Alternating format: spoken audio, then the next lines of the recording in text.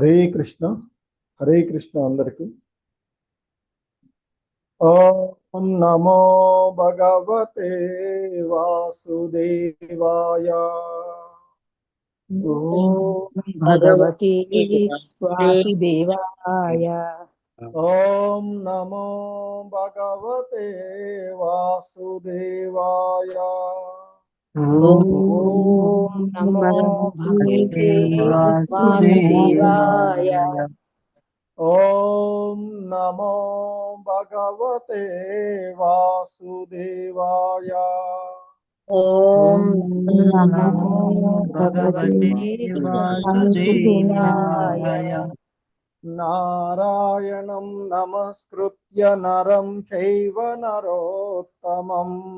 నారాయణం నమస్కృత్య నరం చైవ దేవీం సరస్వతిం వ్యాసం తతో జయముదీరయేత్. దేవీం సరస్వతీ వ్యాసం తతో జయముదీరయేత్. నష్టప్రాయేష్వభద్రేషు నిత్యం భాగవత సేవయా. నష్టప్రాయేష్వభద్రేషు నిత్యం భాగవత సేవయా. భగవతి ఉత్తమ శ్లోకే భక్తిర్భవతి నైష్టికీ. భగవతి ఉత్తమ శ్లోకే భక్తిర్భవతి నైష్టికీ. హరే కృష్ణ. సో ఈరోజు మనము శ్రీమద్ భాగవతము 4వ స్కందము, అందులో 14వ అధ్యాయమైనటువంటి ది స్టోరీ ఆఫ్ కింగ్ వేణ అనేటువంటి దాన్ని, వేణురాజు కథ అనేటువంటి అంశాన్ని మనము చూస్తూ ఉన్నాము.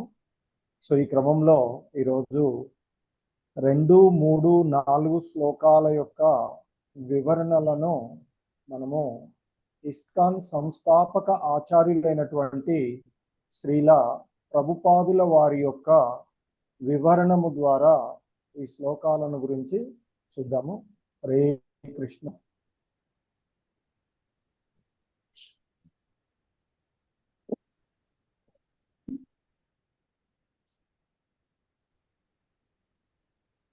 హరే కృష్ణ. శ్రీమద్ భాగవతము 4వ స్కందము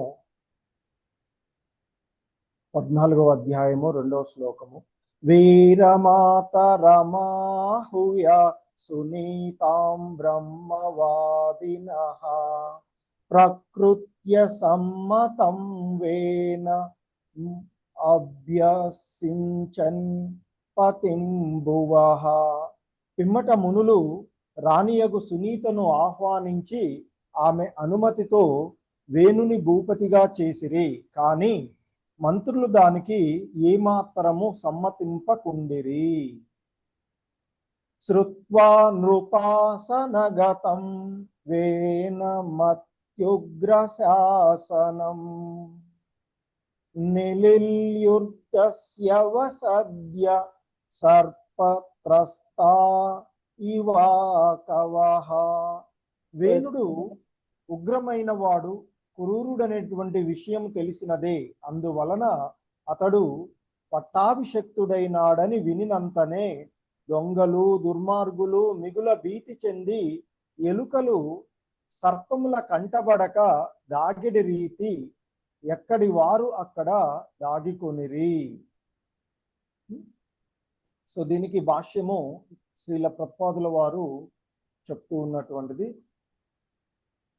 ప్రభుత్వము అతి బలహీనమైనప్పుడు దుర్మార్గులు, దొంగలు మిక్కిలి ప్రబలియుందురు. అదే ప్రభుత్వము దృఢవంతమైనప్పుడు వారందరూ అదృశ్యముదురు, లేదా ఎక్కడ వారక్కడ దాగుకొని ఉందురు.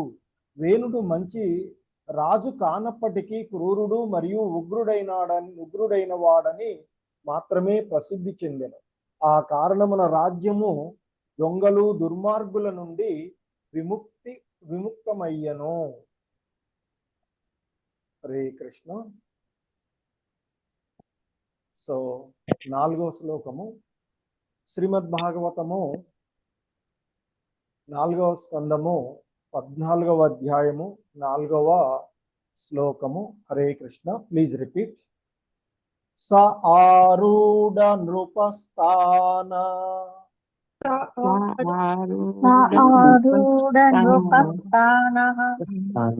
ఆరూఢ నృపస్థాన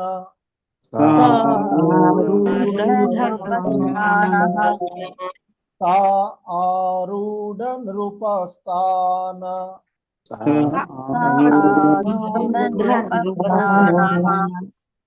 ఉన్నదోష్ట విభూతిభిః ఉన్నదోష్ట విభూతిభిః ఉన్నదోష్ట విభూతిభిః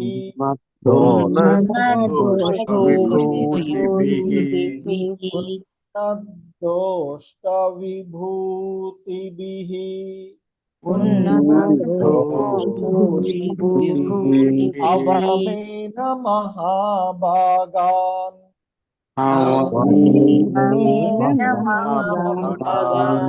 అవమేన మహాభాగాన్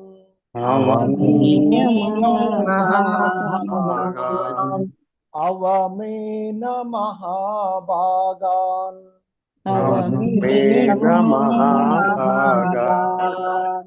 శబ్ద సంభావిత స్వతః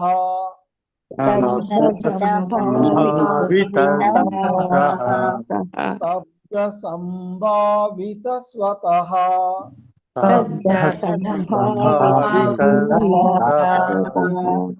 శబ్ద సంభావిత స్వతః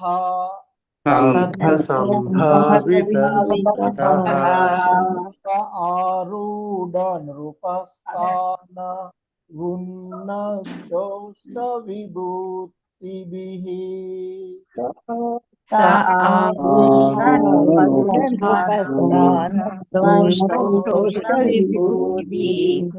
ఆరూఢ నృపస్థాన ఉన్నదోష్ట విభూతిభిః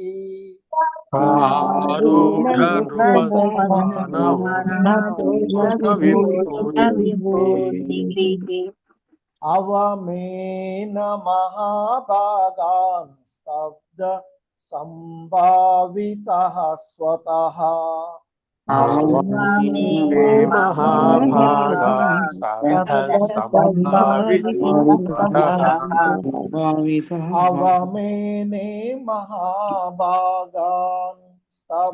సంభావిత స్వతః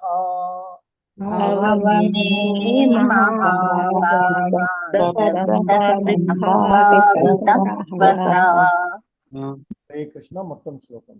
స ఆరూఢ నృపస్థాన ఉన్నద అష్ట విభూతిభిః అవమేనే మహాభాగాన్ స్తబ్ద సంభావిత స్వతః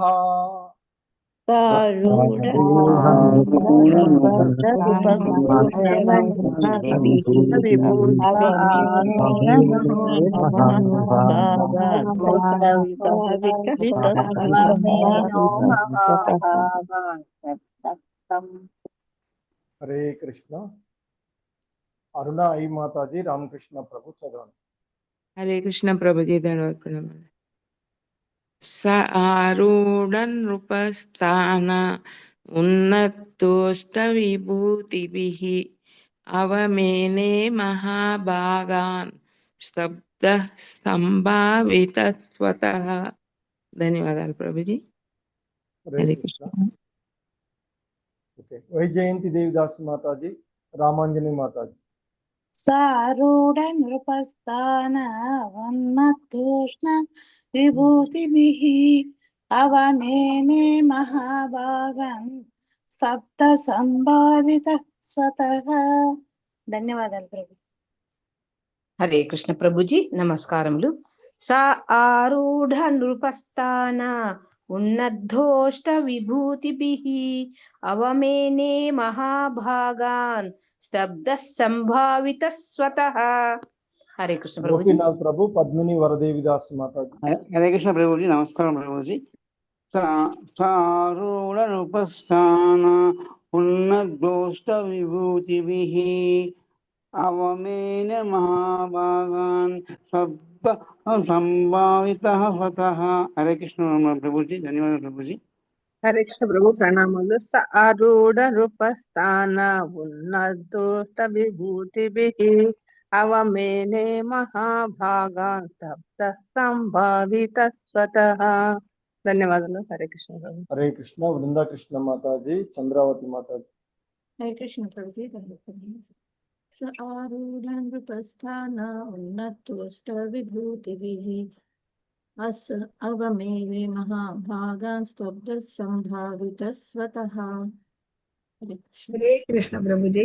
స ఆరూఢ నృపస్థాన ఉన్నదోష్ట విభూతిభిః అవమేనే మహాభాగాన్ స్తబ్ద సంభావిత స్వతః. శివప్రియా దేవిదాసి మాతాజీ. ప్రభు, హరే కృష్ణ ప్రభు, ప్రణామాలు. సారూఢ సప్తస్థాన ఉన్నతోష్ట విభూతిభిః అవమేనే మహాభాగాన్ సప్త స్వభావిత స్వతః. హరే కృష్ణ ప్రభు. హరే కృష్ణ. సో ఈ శ్లోకాల్లో ఉన్నటువంటి పదాల యొక్క అర్థము, భావము మరియు భాష్యాన్ని చూద్దాము. సహా వేనరాజు, వేనరాజు ఆరూఢ ఆరూఢ అధిరోహించి, అధిరోహించి నృపస్థానః ఉపస్థానః రాజసింహాసనమును రాజసింహాసనమును ఉన్నద్దః ఉన్నతః మిగుల గర్వితుడు, మిగుల గర్వితుడు అష్ట విభూతిః విభూతిః 8 విభూతులతో 8 విభూతులతో అవమేనే అవమేనే అవమానింప మొదలిడెను. మొదలెను మహాభాగాన్ భాగాన్ మహాత్ములను మహాత్ములను శబ్దః పట్టించుకొనక పట్టించుకొనక సంభావితః సంభావితః గొప్పయని భావించెను. భావించెను స్వతః తహ తానే. తననే. హరే కృష్ణ. భావం నేను చదువుతాను ఒకసారి, తర్వాత చెప్తాను. సింహాసనమును నెక్కినంతటా ఆ రాజు అష్ట విభూతులతో సర్వశక్తిమంతుడు అయ్యను. తత్ఫలితంగా అతడు మిగుల గర్వితుడయ్యను. అహంకారంచే అతడు తనను మహోన్నతునిగా భావించుచు మహాత్ములను అవమానింప మొదలిడెను. హరే కృష్ణ. Please repeat. సింహాసనమును ఎక్కినంతటా ఆ రాజు అష్ట విభూతులతో సర్వశక్తిమంతుడు అయ్యను. తత్ఫలితముగా అతడు మిగుల గర్వితుడయ్యను. అహంకారముచే అతడు తనను మహోన్నతునిగా భావించుచు మహాత్ములను అవమానింప మొదలిడెను. హరే కృష్ణ. భాష్యము. ఈ శ్లోకంలో అష్ట విభూతిభిః అంటే అష్ట ఐశ్వర్యములచే అను పదము ప్రధానమైనది. అనగా రాజు 8 విధములకు ఐశ్వర్యములను కలిగి ఉండవలెను. యోగ సాధన చేత రాజులు సాధారణంగా అట్టి అష్ట విభూతులను బడిచెడి వారు. అట్టి రాజులను రాజర్షులని పిలిచెడి వారు, అనగా వారు ఋషులు కూడా అయి ఉండిరి. యోగ సిద్ధి వలన రాజర్షికి సూక్ష్మమైన దానికన్నను సూక్ష్మముగా అగుట, ఘనమైన దానికన్నను ఘనముగా అగుట, కోరినదల్లా పొందగలుగుట సాధ్యపడేది. ఒక రాజ్యమును సృష్టించుట, ఎల్లరును తన ఆధీనంలోనికి తెచ్చుకొనుట, ఎల్లరును పాలించుట కూడా రాజర్షికి సాధ్యమయ్యేది. ఇవి రాజు యొక్క కొన్ని విభూతులు. వేనరాజు యోగ సిద్ధిని వడియకున్నను తన రాజ్యాధికారమును గాంచి గర్వితుడయ్యను. ఆలోచనాపరుడు కానందున అతడు తన అధికారమును దుర్వినియోగపరిచి మహాత్ములను అవమానింప మొదలిడెను.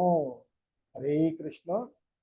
సో ఇది ఈరోజు ఈ శ్లోకములు. హరే కృష్ణ. జగద్గురు శ్రీల ప్రభుపాదుకి జై.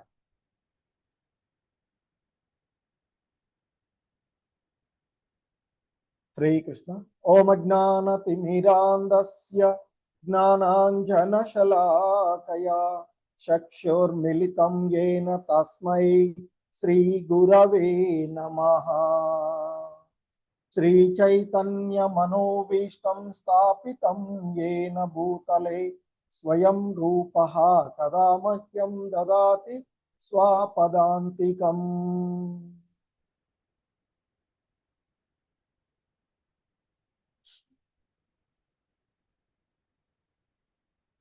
నమో ఓం విష్ణుపాదాయ కృష్ణప్రేష్టాయ భూతలే శ్రీమతే భక్తి వేదాంత స్వామినితి నామినే.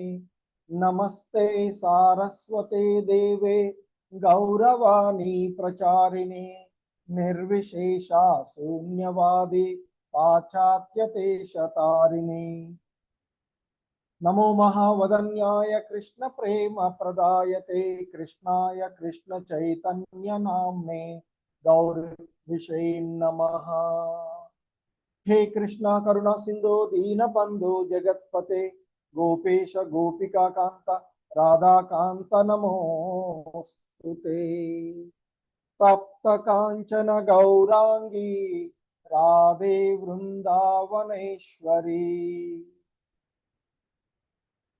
వృషభానుసుతే దేవి ప్రణమామి హరిప్రియే.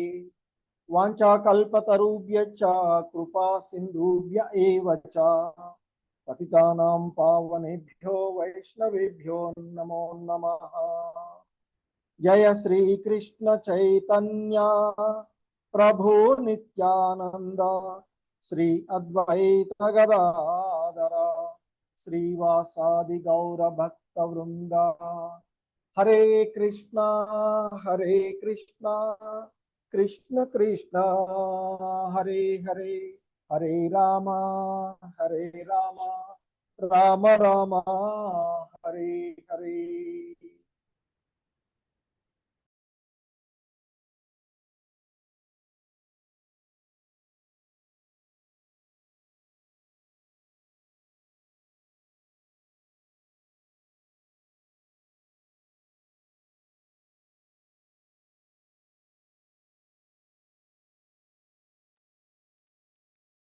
హరే కృష్ణ. సో శ్రీమద్ భాగవతము 4వ స్కందంలోని 14వ అధ్యాయము వేణురాజు కథ అనేటువంటి మనము ఈ అధ్యాయంలో ఉన్నటువంటిది. సో ఈ క్రమంలోనే మైత్రేయ ముని విదురుడితో ఆ వేణుడు గురించినటువంటి అంశాలను చెప్తూ ఉన్నారు. అంతకు పూర్వము వారి తండ్రి అయినటువంటి అంగ మహారాజు రాజ్యము విడిచిపోయిన తదుపరి మరి అక్కడ రాజ్యంలో రాజు లేని కారణంగా జనులందరూ కూడా మరి స్వతంత్రులుగాను క్రమరహితులుగాను పాలకులు లేని కారణంగా వారిని ప్రజలను హితము కోసం మరి ఆలోచించే వాళ్ళు ఎవరు లేని కారణంగా ఆ రాజ్యంలో అలజడి ఏర్పడినటువంటి విషయాన్నిగా మనము విన్నటువంటిది. సో ఈ క్రమంలోనే భృగువు మొదలైనటువంటి మునులు ఎల్లప్పుడూ కూడా లోక కళ్యాణార్థమై ఆలోచించేటువంటి వాళ్ళు అంగమహారాజు మరి అభావం వలన ప్రజల యొక్క హితము కొరకు మరి వారు ఆలోచించి మరి వాళ్ళు ఇక్కడ ఆలోచించినటువంటి విషయము ఆ తదుపరి వాళ్ళు రాణి అయినటువంటి సునీతను ఆహ్వానించారు. ఎందుకంటే రాజు వెళ్ళిన తర్వాత మరి వాస్తవానికి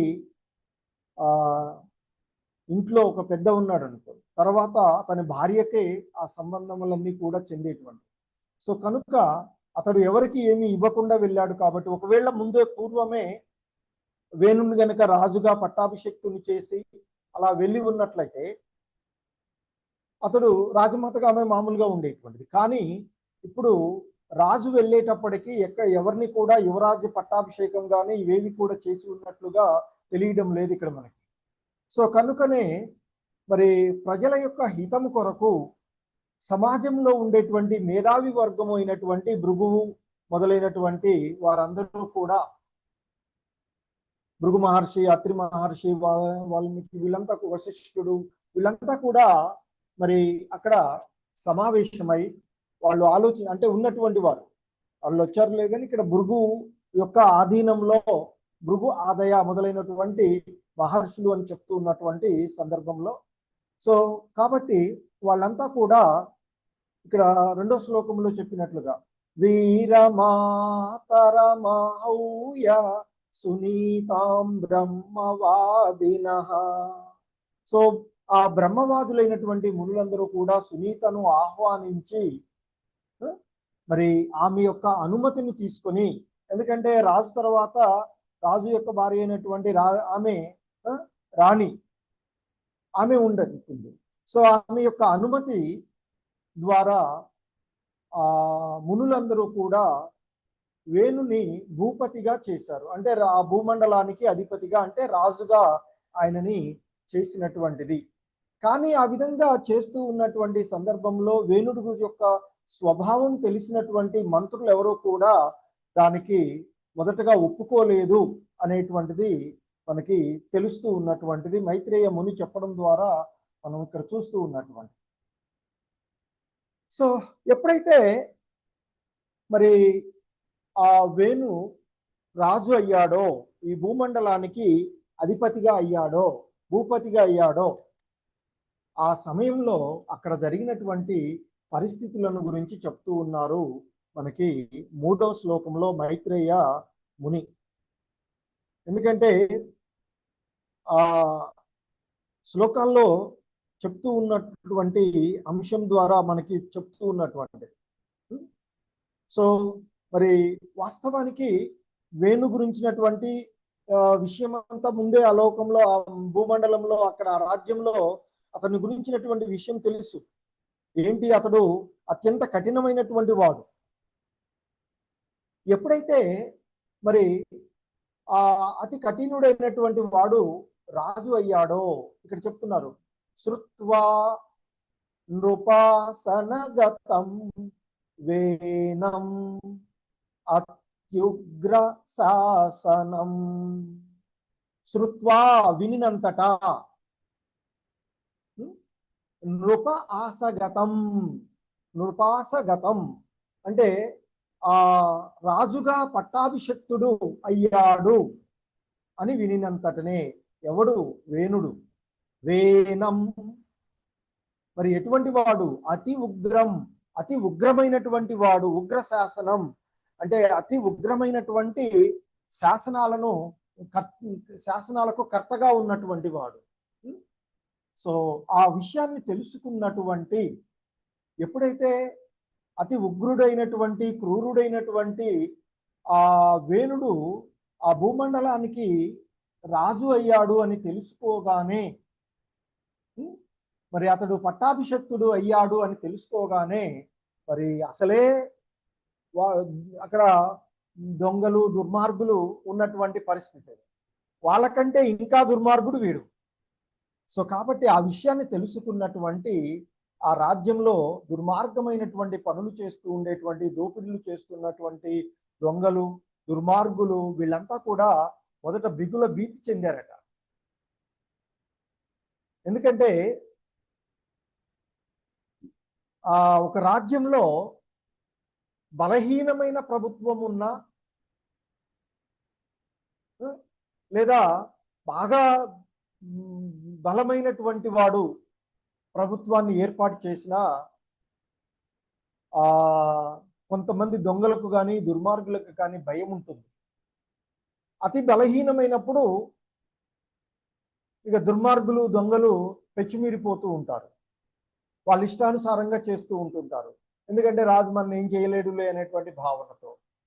అలాగే ఒకవేళ కఠినస్తుడు రాజు ఉన్నాడు అనుకోండి, భయపడతారు. అరే ఒకవేళ రాజు ఏదైనా మన విషయం రాజుకు తెలిస్తే మనల్ని శిక్షిస్తాడు అనేటువంటి భయం ఉంటుంది.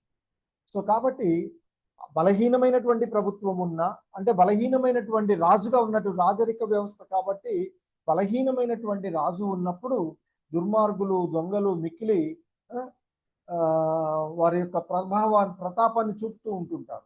ఒకవేళ బలవంతుడైనటువంటి దుర్మార్గుడైనా లేకపోతే మంచి కఠిన శిక్ష విధించగలిగేటువంటి రాజు ఉన్న వాళ్ళు అక్కడి నుంచి అదృశ్యం అవడము లేదా దాక్కుని ఉండడము చేస్తూ ఉంటారు, రాజు కంటపడకుండా ఉంటారు. సో ఇక్కడ మరి దుర్మార్గులు దొంగలు దుష్టుడికి దూరంగా ఉండాలి అనేటువంటి సామెత ఉంటుంది కదా. సో వీళ్ళు కూడా ఎలుకలు సర్పముల కంటబడకుండా దాగిడి రీతిన ఎక్కడి వారు అక్కడే దాక్కున్నారు.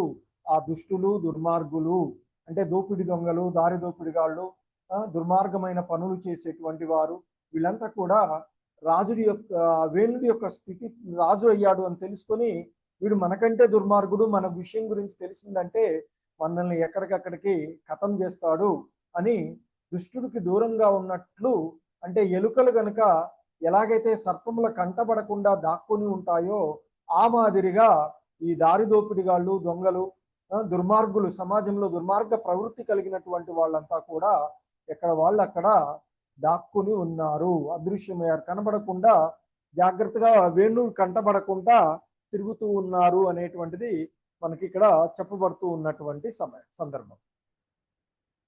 సో ఇంకా ఆ విధంగా ఎప్పుడైతే రాజుగా వేణుడు పట్టాభిషక్తుడయ్యాడో ఇక్కడ చెప్తున్నారు 4వ శ్లోకంలో మనకి చెప్పబడుతూ ఉన్నటువంటి అంశము. ఇక్కడ సా అంటే అతడు అనే అర్థం వస్తుంది. అతడెవరు ఇక్కడ? వేణురాజు, వేనరాజు. సో కనుకనే మనకి ఆ భావంలో వేనరాజు. ఆరూఢ నృపస్థాన. ఇక ఎప్పుడైతే ఆ వేణురాజు రాజసింహాసనాన్ని అధిష్ఠించాడో,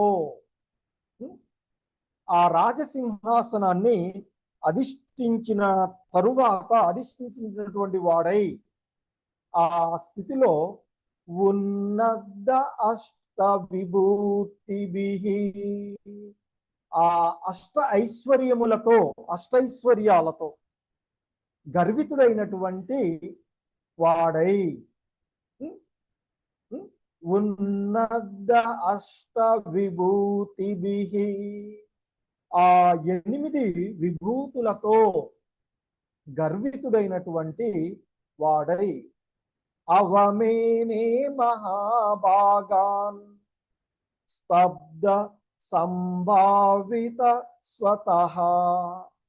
సో ఇక స్వతః అంటే తననే, ఆయనే, సంభావిత అంటే గొప్ప అని భావిస్తూ, ఇక ఎప్పుడైతే అసలే దుర్మార్గుడు, అహంకారి, క్రూరుడు, అలవంటి వాడు రాజ్య భూమండలానికి అధిపతి అయ్యాడో, అధిపతి కాగానే ఆయనకి ఆ అష్ట ఐశ్వర్యాలు, 8 విధాలైనటువంటి ఐశ్వర్యాలను ఆయన పొందాడు రాజ్యం ద్వారా.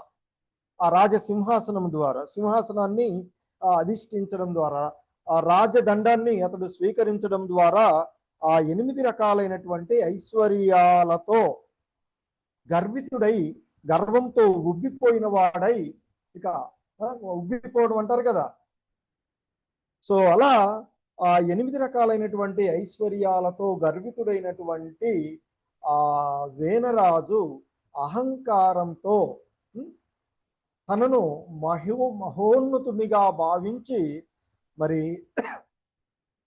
ఆ రాజ్యంలో ఉండేటువంటి ఋషులు, మహాత్ముల, మునులను అవమానింపడం మొదలుపెట్టాడు అంటూ చెప్తూ ఉన్నాడు. సో ఎప్పుడైతే వేణుడు రాజు యొక్క స్థానాన్ని పొందాడో, రాజ్య ఐశ్వర్యాలు మరియు అధికారం అంతా కూడా అతని చేతిలోకి వచ్చేసింది. రాజా అధికార దండము ఆయన చేతిలోనికి వచ్చింది. ఇక తానే గొప్పవాడినని భావిస్తూ మహాత్ములైనటువంటి ఋషులను కూడా అతడు అవమానించడం మొదలుపెట్టాడు అని చెప్తూ ఉన్నారు. ఎందుకంటే వేణుడు మొదటగా చూసినటువంటి క్రమంలో వేణుడు పట్టాభిషక్తుడు కాగానే మొదట దొంగలంతా కూడా అణచివేయబడ్డారు. ఒక రకంగా చెప్పాలంటే ఇతడే అణచివేసినట్లుగా కూడా చెప్తూ ఉంటారు. సో దొంగలను మొదట, ఆ దుర్మార్గులను, దొంగలను అణిచివేశాడు. ఇక అధికారం అనేటువంటి అహంకారంలో సాధారణంగా అష్ట విభూతులు, రాజుకు లభించేటువంటి సంపదలు, ధనం. అష్ట విభూతులు అంటే సాధారణంగా ధనం, అలాగే బలం, సైనిక శక్తి. బలం అంటే ఇక్కడ స్వతహాగా బలం ఉండొచ్చు రాజుకి, ఒక క్షత్రియుడికి స్వతహాగా కూడా బలవంతుడై ఉంటాడు, శారీరకమైనటువంటి బలం రావచ్చు. లేదా సైనిక ఎలాగూ గజ, అశ్వదళాలు ఇవన్నీ కూడా వచ్చేస్తూ ఉంటాయి. సో కాబట్టి సైనిక శక్తి వల్ల కూడా అతనికి బలం పెరుగుతుంది. ఇక మరి ఒక రాజ్యానికి రాజు అయ్యాడంటే అతని పేరు, ప్రతిష్టలు కూడా పెరిగిపోతాయి. కీర్తి అంటారు దాన్ని. అంటే ధనము, బలం, కీర్తి కూడా వచ్చేస్తుంది. అలాగే జ్ఞానం కూడా రావాలి అని చెప్తారు. కొంతమందికి వస్తుంది అవగాహన, అంటే రాజ్యాన్ని గురించినటువంటి అవగాహన ఏర్పరచుకుంటాడు కాబట్టి అది ఒక రకంగా జ్ఞానం. ఆ జ్ఞానాన్ని సద్వినియోగపరచుకోవాల్సినటువంటిది రాజుకున్నటువంటి లక్షణం. సో కాబట్టి ధనం లభిస్తుంది, బలం వస్తుంది, రాజ్యాధికారం కావడంతో కీర్తి, పేరు, ప్రతిష్టలు వస్తాయి, జ్ఞానం, అవగాహన వస్తుంది రాజ్యం పైన. ఇక మరి సౌందర్యం కూడా చెప్తుంటారు. ఎందుకంటే రాజుగా అక్కడ మంచి ఇది ధరిస్తూ సౌందర్యంగా, మరి ఇంకా సైన్యాన్ని దాన్ని చూసుకొని వీర్యం లేదా శౌర్యం క్షత్రియుడికి ఉండవలసినటువంటి లక్షణం. పరాక్రమం, ధైర్యము అని చెప్తారు. అధికారం, పాలనా శక్తి ఎలాగో చేతిలోకి వచ్చేసింది, అంటే ప్రభుత్వం తన చేతిలోనే ఉంటుంది. ఐశ్వర్యం, నియంత్రణ ప్రభావం కూడా తన చేతిలోనే ఉన్నటువంటిది. సో ఇవి అష్టైశ్వర్యాలు. షడ్గుణ ఐశ్వర్యాలు వేరు. భగవంతుడు కలిగి ఉండేటువంటి షడ్గుణ ఐశ్వర్యాలు అవి కూడా దాదాపు సంపద, బలం, కీర్తి, జ్ఞానం, సౌందర్యం, వైరాగ్యము అనేటువంటివి అవి సంపూర్ణంగా కలిగి ఉన్నవాడు శ్రీకృష్ణ భగవానుడు. సో అయితే ఇక్కడ శ్రీల ప్రభుపాదుల వారు మనకి తెలియచేస్తూ ఉన్నటువంటి అంశాలలో ఈ శ్లోకంలో అష్టవిభూతిభిః అనేటువంటి పదం ప్రధానంగా తీసుకున్నారు ఆయన. అంటే 8 విధములకు ఐశ్వర్యములను రాజు కలిగి ఉండవలెను అనేటువంటిది చెప్తూ ఉండేటువంటిది. అంటే ఒక రాజ్యానికి రాజుగా ఉన్నటువంటి వాడు మరి అపారమైనటువంటి సంపత్తిని కలిగి ఉండాలి, బలం ఉండాలి, శారీరక సైనిక బలం ఉండాలి, కీర్తి ఉండాలి, పేరు ప్రతిష్టలు ఉండాలి, అలాగే జ్ఞానం ఉండాలి, వివేకము, అవగాహన ఉండాలి, సౌందర్యము, ఆకర్షణీయమైనటువంటి రూపం కూడా ఉండాలి అని చెప్తుంటుంటారు. అలాగే పరాక్రమము, ధైర్యము ఉండాలి, పాలనా శక్తి లేదా ప్రభుత్వాన్ని ఏర్పాటు చేయగలిగే శక్తి, నియంత్రణ, ప్రభావం ఇవన్నీ కూడా ఉండవలసినటువంటివి ఒక రాజుకు ఉండవలసినటువంటి అష్ట విభూతులు. సో అయితే కొంతమంది రాజులు యోగ సాధన చేత అటువంటి అష్ట విభూతులను అష్ట సిద్ధులు అంటారు, యోగం ద్వారా పొందేటువంటివి. సో మరి ఆ అష్ట సిద్ధులను పొంది మరి అటువంటి సిద్ధులను పొందినటువంటి యోగంలో సిద్ధులను పొందినటువంటి వారికి యోగ సిద్ధి వలన వారికి రాజర్షులు అని పిలిచేవారు అని చెప్తారు, అనగా వారు ఋషులు కూడా అయి ఉంటారు. సో యోగ సిద్ధి వలన వారికి సూక్ష్మమైన దానికన్నా సూక్ష్మాతి సూక్ష్మంగాను దీన్నే అనిమా సిద్ధి అని అంటారు. అనిమా సిద్ధి, అనిమా సిద్ధి అంటే అణువు కంటే సూక్ష్మంగాను మారగలిగేటువంటి శక్తి. సూక్ష్మమైన దానికంటే సూక్ష్మంగా, సూక్ష్మమైనది ఏంటి, అణువు సూక్ష్మమైనదని చెప్పుకుంటాము, దానికంటే కూడా సూక్ష్మమైన దానిగా మారగలిగేటువంటి శక్తి అనిమా. ఇక ఇంకా చెప్తున్నారు శ్రీల ప్రభుపాదుల వారు, ఘనమైన దానికన్నా ఘనంగా ఆగటము, అపారంగా పెద్దదిగా మారగలిగేటువంటి శక్తి కూడా ఉంటుంది. అటువంటి శక్తినే మహిమా శక్తి అని అంటారు, అనిమా మహిమ. మరి ఇంకా లగిమ అంటే అతి తేలికగా మారిపోవడం, నీళ్లపైన నడుస్తారు. మనం సిద్ధులు చూస్తాం, నీళ్లపైన కూడా నడుస్తూ ఉండేటువంటి వాళ్ళని చూస్తూ ఉంటుంటాం. అలాగే గరిమ అత్యంత భారంగా మారడం. అలాగే ప్రాప్తి దూరమైనటువంటి వస్తువులను పొందగలిగేటువంటి సిద్ధి. ఇంకా ప్రాకామ్య అంటే కోరిన విషయాలను సాధించగలగడం. ఈషిత్వ అంటే నియంత్రణ, ఇతరుల పైన నియంత్రణ లేదా ఆధిపత్య శక్తి. వశిత్వం ఇతరులను వశపరచుకోవడం కూడా చేయగలిగేటువంటిది. సో ఈ విధంగా ఒక రాజ్యమును సృష్టించుట, ఎల్లరకు తన ఆధీనంలోను ఉంచుకొనుట, ఎల్లర్ను పాలించుట కూడా రాజర్స్కి సాధ్యమయ్యేటువంటిది. ఇవి రాజు యొక్క కొన్ని విభూతులు. మరి వేనరాజు యోగ సిద్ధిని పడయకున్నను తాను రాజ్యాధికారం అంటే తనకు కలిగినటువంటి ఆ రాజ్యాధికారమును చూసి అతడు గర్వితుడై అనాలోచనాపరుడై, అంటే ఆలోచనాపరుడు కాకుండా ఉండి అనాలోచనాపరుడై ఉండి అతడు తన అధికారాన్ని దుర్వినియోగపరుచుకున్నాడు. ఎందుకంటే ఇక్కడ వేణుడు పొందినటువంటివి అష్టసిద్ధులు కావు, అష్ట ఐశ్వర్యములు. అష్టసిద్ధులు వేరు. అష్టసిద్ధులు అనేటువంటివి అనిమ, మహిమ, లగిమ, గరిమ, ప్రాప్తి, ప్రాకామ్య, ఈషిత్వ, వశిత్వం అనేటువంటివి. అదే అష్ట ఐశ్వర్యాలు అంటే ధనం, బలం, కీర్తి, జ్ఞానం, సౌందర్యం, వీర్యం, అధికారం, ఐశ్వర్యం. ఇవి అష్ట ఐశ్వర్యాలు అని చెప్తారు. ఈ అష్టైశ్వర్యాలు రాజ్య అధికారం ద్వారా అష్టైశ్వర్యాలు అతనికి లభించినటువంటి కారణంగా అతడు మరి మొదట దుర్మార్గులను అణిచివేసి, దొంగలను దుర్మార్గులను అణిచివేసినప్పటికీ కూడా క్రమక్రమంగా అతడిలో పెరిగిపోయినటువంటి అహంకారము వలన అతడు సమాజానికి హితబోధకులైనటువంటి బ్రాహ్మణుల అంటే ఆ మహర్షులు మునుల యొక్క మాటలను పట్టించుకొనకుండా వాళ్ళని అవమానపరచడం. ఎందుకంటే ఎవరికైనా ఒక సలహా మనం మంచి సలహా ఇస్తున్నామంటే దానిని వారు స్వీకరిస్తే మనకి మంచిగా ఉంటుంది, స్వీకరించకుండా ఉంటే అవమానపరిచినట్లు అవుతుంది. సో ఇక్కడ వేణుడు కూడా మరి రాజ్య పరిపాలనలో భాగంగా ఉన్నటువంటి ఆ ఋషులు అంటే వాళ్ళు రాజ్యాన్ని పరిపాలించరు, పరిపాలనకు సరైనటువంటి మార్గ నిర్దేశకం చేసేటువంటి వాళ్ళు. అలాంటి మార్గ నిర్దేశకులు అయినటువంటి వాళ్ళను మాటలు వినకుండా వీడు క్రూర స్వభావంతో ఉంటూ మరి రాజ్య పరిపాలన చేస్తూ ఉన్నటువంటి విషయము మనకి ఇక్కడ కనిపిస్తూ ఉన్నటువంటిది. సో మరి ఏం జరుగుతుంది అనేటువంటి అంశాన్ని తదుపరి శ్లోకాలలో చూద్దాము. హరే కృష్ణ. జగద్గురు శ్రీల प्रपाद की जय। हरे कृष्ण।